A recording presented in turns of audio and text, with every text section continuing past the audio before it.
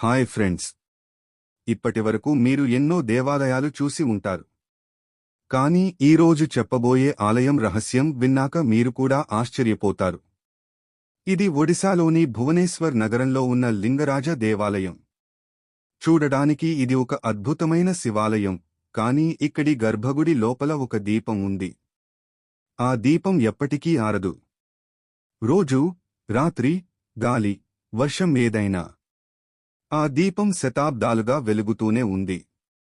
దానికి ఇంధనం ఎవరు పోస్తున్నారు, ఎవరు మార్చుతున్నారు అన్నది ఎవరికీ తెలియదు. భక్తులు చెబుతారు, ఇది భగవంతుడి స్వయంగా వెలిగించిన జ్యోతి అని. కాని పూజారులు కూడా ఆశ్చర్యపోతారు. ఎందుకంటే ప్రతిరోజు గర్భగుడి మూసివేస్తారు. కాని మరుసటి ఉదయం తలుపులు తెరిచినప్పుడు దీపం ఇంకా మండుతూనే ఉంటుంది. శాస్త్రవేత్తలు దీన్ని పరిశీలించడానికి ప్రయత్నించారు. కాని గర్భగుడిలోకి కెమెరాలు, యంత్రాలు అనుమతించరు.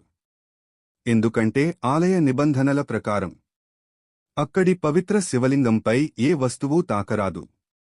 మరికొంతమంది అంటారు, అది సాధారణ అగ్ని కాదు, అది పారలౌకిక శక్తి రూపంలో వెలుగుతోందని.